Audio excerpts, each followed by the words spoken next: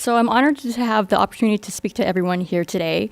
It's wonderful timing because I'm actually just mere days away from my birthday, and birthdays are always a great time to reflect.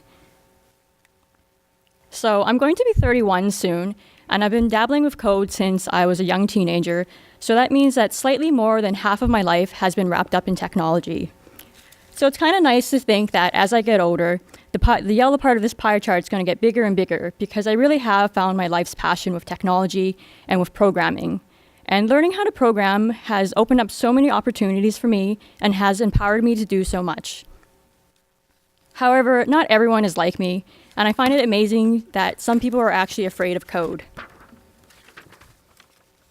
So for everyone who's hesitant to dabble in a code editor, I'm here to tell you some wonderful possibilities of learning how to program and to give you some inspiration to get you started. However, I don't want you to think that I'm just going to give you a bunch of links to go visit. With the growing influence of technology in our lives, I want you to have one major takeaway from this presentation, which is, I'll let you read this so it sinks in, but code literacy will be one of the most important issues of education in this coming decade. So, according to the ICTC, Canadian employers will need to fill an average of 19,000 technology-related positions each year. And I don't even know if these stats include the changes that are happening in the communications and creative fields because of this new technology. So because of internet and rapidly improving computer technologies, consider how many new jobs there are that didn't exist 10 or 20 years ago. In fact, according to a recent article on Forbes magazine, every company is now a software company. So even a company like Ford Motors cannot survive by just making cars. They need to make computers on wheels. So it's interesting to guess, what would this word cloud look 20 years from now? It's interesting to kind of think about that. So one thing I like to say is that not all these careers appeared out of thin air. They evolved from something already existing. 20 years ago, a 3D modeler might have instead been a claymation animator. And I think that same evolution can be applied to how you think about adding code to your work. When I was 12 or so, I really loved making jewelry out of beads. So not unlike this bead bracelet that I found on Etsy, this is something that I would have done when I was younger.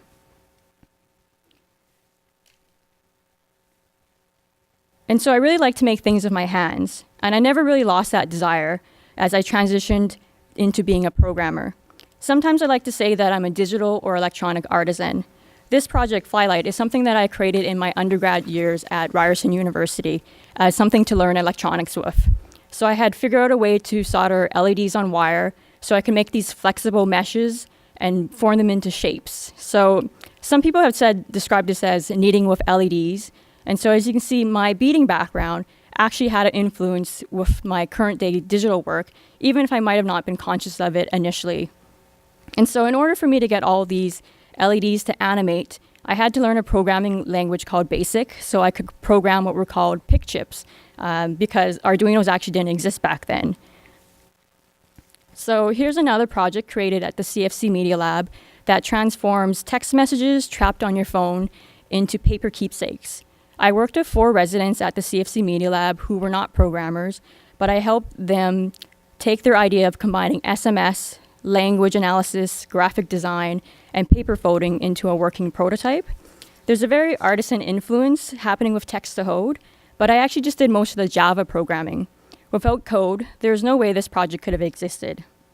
And so today, I still work with electronics, but the nature of it has changed a little bit. To plug myself as an independent educator, I work on a series of hands-on workshops that teach you how to hook up your Android phone or tablet to communicate with real-world objects using Arduinos or NFC. In my workshops, we hack Android figurines to have tilt sensors, a servo motor so its head can turn, and some LEDs for its eyes. So the idea of creating Internet of Things, of objects that reach out to your current communication stream, is something that really grabs me. Kate will talk a little bit more about wearables in her talk, but I really love this project from London-based Qt Circuit that captured my imagination 5 years ago. It's a Bluetooth accessory for your phone that actually forwards text messages to your sleeve. So when you get an incoming call, it actually makes the pleats on your sleeve curl up so you can actually tell who's calling you. And if you're busy, you actually just flatten the pleats and it automatically sends a text message back saying, I'm busy, I'll call you later. And keep in mind, this is way before the iPhone or Android phones existed. So by today's standard, it would be a lot easier to make than it ever was before. But of course, it would need code for it in order to run. A project that I'm working on is an Android-powered curtain. Mobile devices are a lot like little computers that are always connected. So wouldn't it be cool to get the current day's sunrise and the weather, maybe even the traffic data, and have it dynamically figure out when to open the curtains and when to set your morning alarm clock? So with some Java programming and some simple C programming, it's actually quite possible for me to do that with an Android phone hooked up to an Arduino. And because it's something that I can program myself and both platforms are open source, I can be as creative as I want with the current designs. I could design flowers that organically open and close like a flower versus buying a boring motor-based one from the store. So that's my first reason for learning how to program. It's about self-expression. There's something very powerful about making something out of nothing. You could go the route of hiring a programmer to work on your project, but sometimes it's hard to find the right personality mix, especially when you might be working with experimental projects or if it's only in your head. And sometimes it's really hard to find programmers, period. And they're very in demand, and it's even harder if you don't have a budget. So honestly, if it's something that if you have in your head something that you want to invent, if you have the ability to program, you are so much closer to doing that than ever before. And so you can at least prototype it and get a rough version done yourself. So the second reason why I learned how to program was because I could work with dynamic content. That means that the projects that I make could breathe as if they had a life of their own. In the case of my curtains, times of sunrise and sunset are always changing. The weather's never the same. So there's data everywhere ready for you to make into a story. One of my favorite digital storytellers is Jonathan Harris. He takes data from online sources or he gathers them himself, and he uses that data to tell us what it means to be collectively human. In We Feel Fine, he indexes blogs from all over the world to find the key phrase, I feel.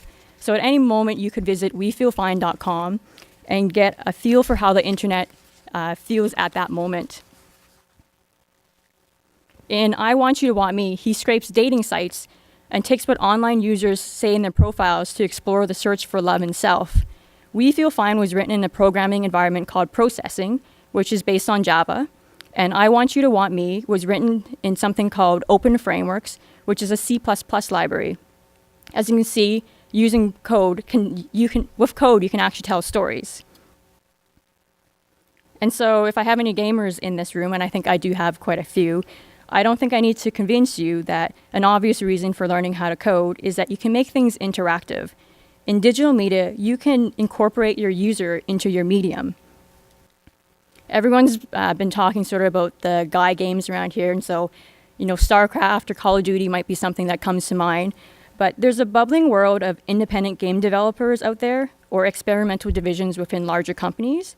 A very beautiful exploratory game that actually made me run out and buy a PlayStation that very day was this game called Pixel Junk Eden.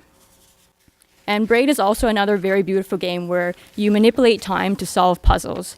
And you really need to play this in order to understand how crazy good it is. But if you ever thought you had to build the next Call of Duty to be a game developer, realize that there's a whole world of very non-traditional games out there. And obviously look no further than the TIFF Nexus series as an example of how we're pushing these barriers right now. So typically you would learn C++ to make games this complex, but you can make games in other programming languages such as Flash, Unity, JavaScript, and there's game-specific libraries that you can use or platforms such as Game Maker, Game Salad, or Scratch. And so as a bonus reason to learn code, it pays well. It pays really well. And if you're a developer and you're starving, it's probably because of choice.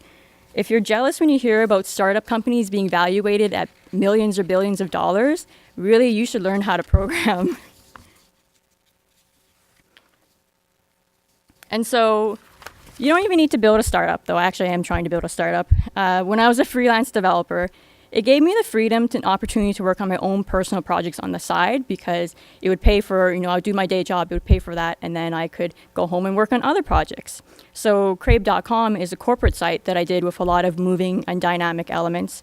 I worked with their static designs and made them come alive with HTML, CSS, JavaScript, jQuery, and some Flash. And this is actually a modified WordPress site. So speaking of WordPress, there's a basic need to work on our online public profiles. And this is what drives the majority of women to fill a big room on a Saturday morning for a Ladies Learning Code workshop. Ladies Learning Code, if you haven't heard about it, is a grassroots organization that started in Toronto that aims to give women basic programming skills through hands-on, day-long workshops. And the great thing about Ladies Learning Code is that there's a 4-to-1 student to teacher ratio, so no one feels lost.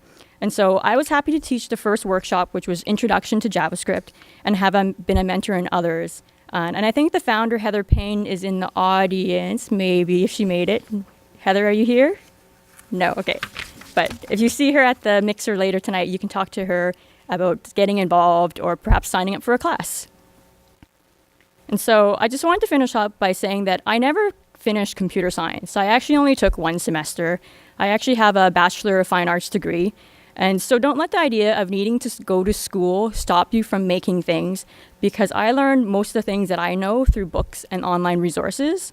And so thankfully, I've been noticing an explosion of online learning tools and more grassroots organizations like Ladies Learning Code popping up every month. So instead of listing them all here, please find these slides up on SlideShare probably by Monday, and there'll be a few extra slides slotted in there with a bunch of links summarizing some resources that you can go to learn how to program. And so thank you very much, and I hope that might have inspired you to learn some code.